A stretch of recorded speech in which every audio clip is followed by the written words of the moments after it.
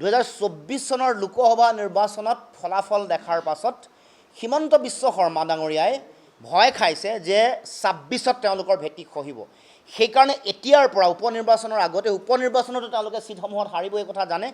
সেইকাৰণে সাম্প্ৰদায়িক ৰাজনীতি আৰম্ভ কৰিছে। মই হিমন্ত বিশ্ব শৰ্মা ডাঙৰীয়াক মই মনত পেলাই দিব খুজিছোঁ, তেখেতসকলৰ প্ৰধানমন্ত্ৰী, দেশৰ যিগৰাকী প্ৰধানমন্ত্ৰী নৰেন্দ্ৰ মোদী ডাঙৰীয়া অসমলৈ আহি 16 মে'ৰ পিছত বিদেশীয়ে তালি টোপোলা বান্ধি যাব লাগিব বুলি কৈছে। তেওঁলোকৰ ভিজন ডকুমেণ্টত অসম চুক্তি আখৰে আখৰে পালন কৰিম বুলি কৈছিল। তেখেতসকলে ৰাষ্ট্ৰীয় নাগৰিকপঞ্জীখন তেখেতসকলৰ চৰকাৰ থকাৰ সময়তে উচ্চতম ন্যায়ালয়ৰ তদাৰক আৰু নিৰ্দেশনাত এখন উন্নীতকৰণৰ কাম চলিছিল। তেওঁলোকৰ চৰকাৰৰ দিনত তেওঁলোকে নোৱাৰি এইখন এতিয়া ত্ৰুটিপূৰ্ণ বিদেশীযুক্ত এখন ৰাষ্ট্ৰীয় নাগৰিকপঞ্জী হিচাপে থিয় হৈ আছে। আৰু উচ্চতম ন্যায়ালয়ে ইতিমধ্যে ইয়াৰ ৰেক্টিফিকেশ্যনৰ কাৰণে 20% বা 25% পুনৰীক্ষণৰ কাৰণে এটা চিন্তা চৰ্চা কৰাৰ কথা আছিল। কিন্তু চৰকাৰৰ তাৰমানে হিমন্ত বিশ্ব শৰ্মা আৰু সৰ্বানন্দ সোণোৱালৰ অৱহেলা আৰু দিল্লীত বিজেপি চৰকাৰ অৱহেলাৰ কাৰণে ৰাষ্ট্ৰীয় নাগৰিকপঞ্জীখনো উন্নীতকৰণৰ কাম নহ'ল। অসম চুক্তিৰ 6 নম্বৰ দফা কাৰ্যকৰী নকৰিলে। তাৰ মানে মুখ্যমন্ত্ৰী হিমন্ত বিশ্ব শৰ্মা কংগ্ৰেছত থাকোঁতে চুক্তি ৰূপায়ণৰ দায়িত্বত আছিল।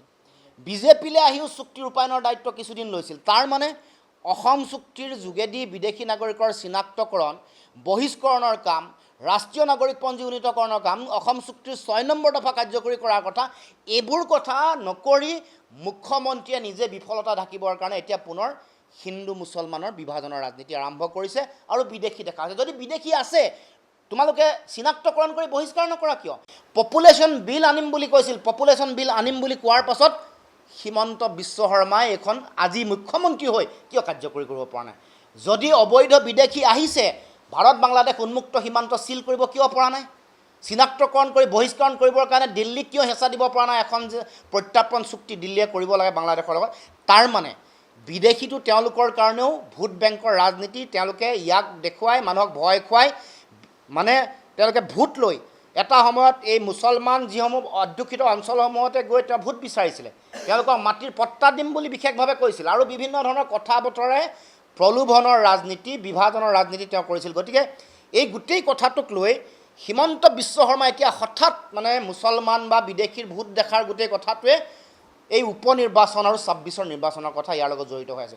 গতিকে আমি আহ্বান জনাইছোঁ যে অসম চুক্তিৰ 6 নম্বৰ দফা কাৰ্যকৰী কৰক, অসম চুক্তি কাৰ্যকৰী কৰক, ৰাষ্ট্ৰীয় নাগৰিকপঞ্জী উন্নীতকৰণৰ যোগেদি বিদেশী নাগৰিকৰ নাম চিনাক্তকৰণ কৰি ত্ৰুটিহীন বিদেশীমুক্ত ৰাষ্ট্ৰীয় নাগৰিকপঞ্জী এখন অসমত দিয়ক আৰু তাৰ লগে লগে তেওঁ পপুলেশ্যন বিলখন তেওঁ ইণ্ট্ৰডিউচ কৰি সৎ সাহস দেখুৱাওক।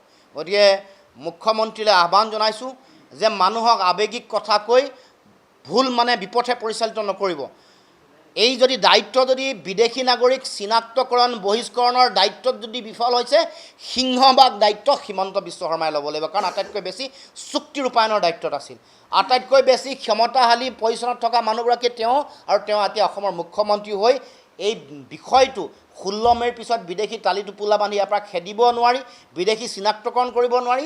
এতিয়া ৰাইজক আকৌ হিন্দু মুছলমানৰ নামত ভোট বিভাজনৰ, ধৰ্মীয় মেৰুকৰণ আৰু সাম্প্ৰদায়িকতা, ধৰ্মীয় উন্মাদনাৰ ৰাজনীতি কৰিব খুজিছে। গতিকে অসমৰ ৰাইজক এই কথাবোৰ মনত পেলাই দিছোঁ। আৰু ইয়াৰ কাৰণে যদি দায়ী তেতিয়া দিল্লীৰ বিজেপি চৰকাৰ, অসমত হিমন্ত বিশ্ব শৰ্মা ডাঙৰীয়াৰ নেতৃত্বাধীন বিজেপি চৰকাৰ আৰু হিমন্ত বিশ্ব শৰ্মা নিজে।